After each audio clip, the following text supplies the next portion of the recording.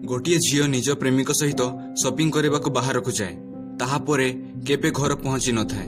अनेक दिन धरी तांको झीर कौन सूचना न पाइबा परे विरक्त होई तांको परिवार लोके झीर मोबाइल नंबर को कॉल करि थांती। किछि समय पर झीटी कॉल उठाई कहिला जे से वर्तमान बहुत व्यस्त अछि एवं परे कॉल करिवो, किंतु एहा परे तांको परिवार सदस्य झीर कौन सूचना पाई नाहांती। धीरे धीरे अनेक समय अतिबाहित हो गला। झीटीर निखोज संपर्क में परिवार लोके एफआईआर मध्ये लिखिथिले। एही समय फ्लैट कांथरु झीर मृतदेह उद्धार करा जायछि। प्रश्न थिला सेही झीर मृतदेह से फ्लैट कांथरे पहुंचला किपरि। एहा जानिबा पई एही कहानी को पूरा देखंतु। एही भयानक घटना जानी आपणको आत्मा कंपित होइजिवो। भुवनेश्वर रे अवस्थित श्रीबिंदु दर्शन कॉम्प्लेक्स सहरर एक आवासिक कॉलोनी अटे। जनवरी 15, 2021 रे एही कॉम्प्लेक्स रे जिला पुलिस अधिकारी सह फोटोग्राफर एवं एम्बुलेंस और पुलिस रो फोरेंसिक विशेषज्ञ मध्ये उपस्थित थिले। कॉम्प्लेक्स रे रहुतिबा अन्य परिवारर समस्त लोकंक चक्षु फ्लैट नंबर 101 उपरे स्थिर होई रहिथिला। एही फ्लैट रे एपरि किछि घटिथिला जहाको केही भाबी नथिले, कारण पुलिस सेमानक दल व्यतीत किछि श्रमिकंकु ही डाकिथिले। समस्त जानिबाकू चाहिले जे एते भारी पुलिस सहित समस्त उपस्थित थिबार कारण कोन। तापरे जहा घटिला समस्तक मनरे केवल गोटे प्रश्न थिला, एठारे कोन हैला, कारण वर्तमान पर्यंत एही घटना विषय काहारी पाखरे कौनसी सूचना नथिला।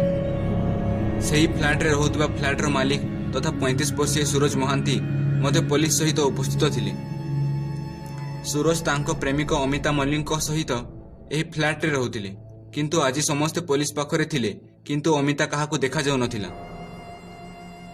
कॉम्प्लेक्स रो लोक माने कहंती जे अमिता केवल आज नुह बरं गत किछि दिन हेबो काहाको देखा जाई नाहांती। एभली परिस्थिति रे अमिता कुआडे गला प्रश्न उठिथिला।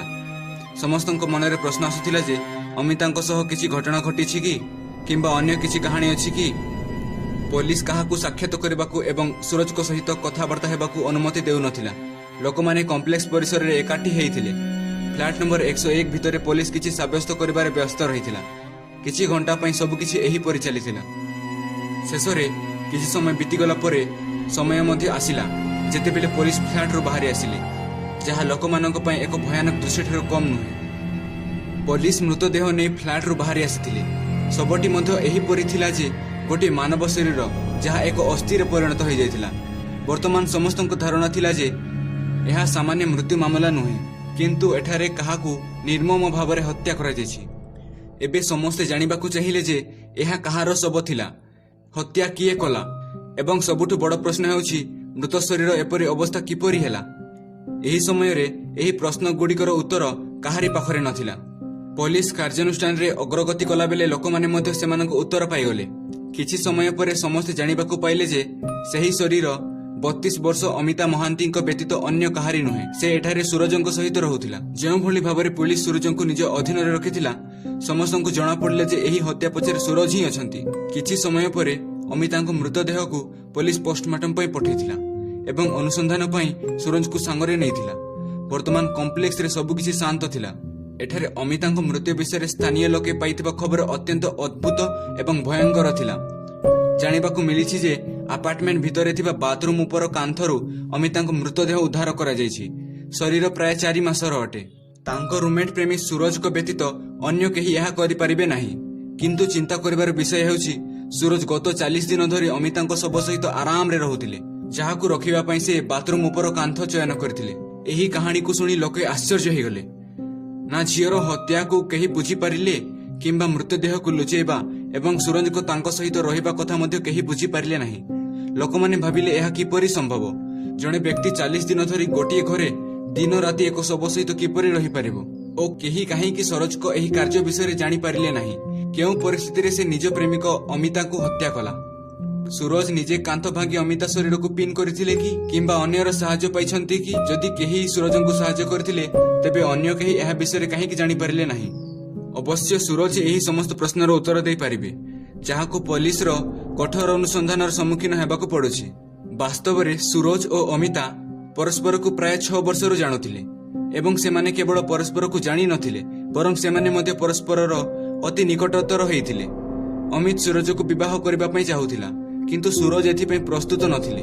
आउ सबुठारु आश्चर्यजनक विषय हेला जे सूरज एहाको अमिता ठारु बहुत वर्ष पर्यंत गुप्त रखिथिले एवं एही परि संपर्क वर्ष वर्ष धरि चलिथिला। ଉଭୟଙ୍କ ଯୋଡ଼ି ମଧ୍ୟ ରହିଲା ଏବଂ ଅମିତା ବିବାହର ସ୍ୱପ୍ନ ମଧ୍ୟ ବୁଣିବାରେ ଲାଗିଲେ।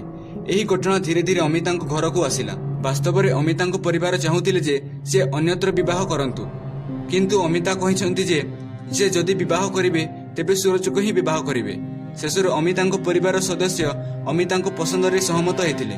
ସେ ଅମିତାଙ୍କ ଭବିଷ୍ୟତ ସ୍ୱାମୀ ସୁରଜକୁ ଘରକୁ ଡାକିଥିଲେ ଏବଂ ଅମିତାଙ୍କ ଚାପ ଯୋଗୁଁ ସୁରଜକୁ ଘରକୁ ଯିବାକୁ ପଡ଼ିଥିଲା। ସୁରଜ ମଧ୍ୟ ଅମିତାଙ୍କୁ ବିବାହ କରିବା ବିଷୟରେ କହିଥିଲେ। ଯେହେତୁ ଅମିତା ପରିବାର ସଦସ୍ୟଙ୍କ ସହମତି ହୋଇଯାଇଥିଲା, ସେ ପ୍ରାୟତଃ ସୁରଜଙ୍କ ସହିତ ସେମାନଙ୍କର ଶ୍ରୀମନ୍ଦିର ଦର୍ଶନ କମ୍ପ୍ଲେକ୍ସ ଫ୍ଲାଟରେ ରହୁଥିଲେ। ବିବାହ ପରେ ଏକାଠି ରହିବା ଉଦ୍ଦେଶ୍ୟରେ ଏହି ଫ୍ଲାଟକୁ ସୁରଜଙ୍କ ଦ୍ୱାରା ଭଡ଼ା ଦିଆଯାଇଥିଲା। ଅମିତା 21 ଅକ୍ଟୋବର 2020ରେ ସନ୍ଧ୍ୟା 7ଟାରେ ତାଙ୍କ ଘରୁ ବାହାରକୁ ଯାଇ ସୂଚନା ଦେଇଥିଲେ ଯେ ସେ ସରୋଜଙ୍କ ସହ ତାଙ୍କ ବିବାହ ପାଇଁ ସପିଂ କରିବାକୁ ଯାଉଛନ୍ତି। କିନ୍ତୁ ସେହି ଦିନ ପରେ ଅମିତା ଆଉ ଫେରି ନାହାନ୍ତି। ଏହାପରେ ଅମିତାଙ୍କୁ କେହି ଦେଖିଲେ ନାହିଁ।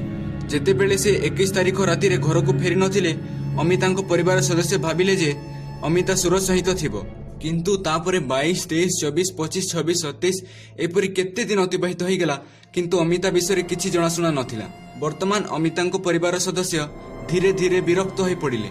ସେ ଅମିତାଙ୍କ ନମ୍ବରକୁ କଲ୍ କରିବା ପାଇଁ ଆରମ୍ଭ କଲେ। ଅମିତାଙ୍କ ଫୋନ୍ ବାରମ୍ବାର ବାଜିବାକୁ ଲାଗିଲା। ସରୋଜ ତାଙ୍କ ଫୋନ୍ ଉଠାଇ ସେ ଘରୁ ବାହାରି ଯାଇଛି ବୋଲି କହିଲେ। ଏହା ମଧ୍ୟ ଅନେକ ଥର ଘଟିଥିଲା ଯେ ଅମିତାଙ୍କ ଫୋନ୍ ବାରମ୍ବାର ବାଜୁଥିଲା, କିନ୍ତୁ ଅନ୍ୟପଟେ ଆଉ ଥରେ ସୁଇଚ୍ ଅଫ୍ ହୋଇଗଲା। SMS ର ଉତ୍ତର ଆସିଲା ଯେ ସେ ଠିକ୍ ଅଛି ଆଉ ସେ ଯେତେବେଳେ କାମରୁ ମୁକ୍ତ ହେବ ସେ କଲ୍ କରିବେ। ଅନେକ ଥର ଏହା ଘଟିଥିଲା ଯେ ଅମିତାଙ୍କୁ କଲ୍ କରିବା ପରେ ସେ ଫୋନ୍ରେ ଏକ ସଂକ୍ଷିପ୍ତ ଉତ୍ତରରେ ଫୋନ୍ କାଟି ଦେଉଥିଲେ। ମୋଟ ଉପରେ ଅମିତାଙ୍କ ପରିବାର ପାଇଁ ସବୁକିଛି ରହସ୍ୟମୟ ହୋଇଯାଇଥିଲା ଏବଂ ତାପରେ ପରିବାର ଝିଅର ନିଖୋଜ ଖବର ପାଇବା ପାଇଁ ପୋଲିସ ପାଖକୁ ଯାଇଥିଲେ। ପୋଲିସ ଏକ ରିପୋର୍ଟ ସହିତ ତଦନ୍ତ ଆରମ୍ଭ କରିଥିଲେ ଏବଂ ଏହା ସହିତ ଅମିତାଙ୍କ ଭାଇ ସୁରଜଙ୍କୁ ଗୋଡ଼ାଇଥିଲେ। ପରେ ସୁରଜ ନିଜେ ଅମିତାଙ୍କ ହତ୍ୟା କାହାଣୀ ପୋଲିସ କର୍ମଚାରୀଙ୍କୁ ବର୍ଣ୍ଣନା କରିଥିଲେ।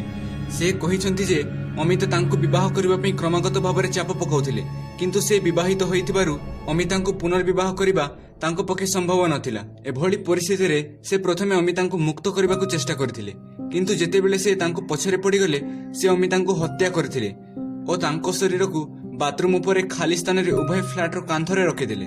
ସୁରଜ ଏଥିପାଇଁ କେବଳ ସିମେଣ୍ଟ ବାଲି ଏବଂ ଅନ୍ୟାନ୍ୟ ଜିନିଷ ଆଣିନଥିଲେ, କିନ୍ତୁ ଶବର ଦୁର୍ଗନ୍ଧ କାନ୍ଥରୁ ଆସିନଥିଲା, ତେଣୁ ସେ ଏକ ଲିକେଜ୍ ଷ୍ଟପ୍ର ମଧ୍ୟ ସ୍ଥାପନା କରିଥିଲେ। ହତ୍ୟା ପରେ ସେ ସନ୍ଦେହରୁ ରକ୍ଷା କରିବା ପାଇଁ ସେ କେବଳ ଏହି ଆପାର୍ଟମେଣ୍ଟରେ ରହିଥିଲେ ଏବଂ ଠିକ୍ ସମୟରେ ଘର ମାଲିକକୁ ଭଡ଼ା ମଧ୍ୟ ଦେଇଥିଲେ। ଏହା ବ୍ୟତୀତ ସେ ଅନେକ ସମୟରେ ଅମିତାଙ୍କ ଘରକୁ ମେସେଜ ପଠାଉଥିଲେ ଏବଂ ସେ ଅନେକ ଥର ଝିଅର ସ୍ୱର ବାହାର କରି ପରିବାର ସଦସ୍ୟଙ୍କ ସହ କଥାବାର୍ତ୍ତା କରି ଝିଅର ପରିବାରକୁ ଠକିବାକୁ ଚେଷ୍ଟା କରୁଥିଲେ। କିନ୍ତୁ ଶେଷରେ ପାପରେ ପରିପୂର୍ଣ୍ଣ ତାଙ୍କ ହାଣ୍ଡି ଭାଙ୍ଗିଗଲା ଏବଂ ସେ ଝିଅର ପରିବାରର ସନ୍ଦେହରେ ଧରା ପଡ଼ିଲେ।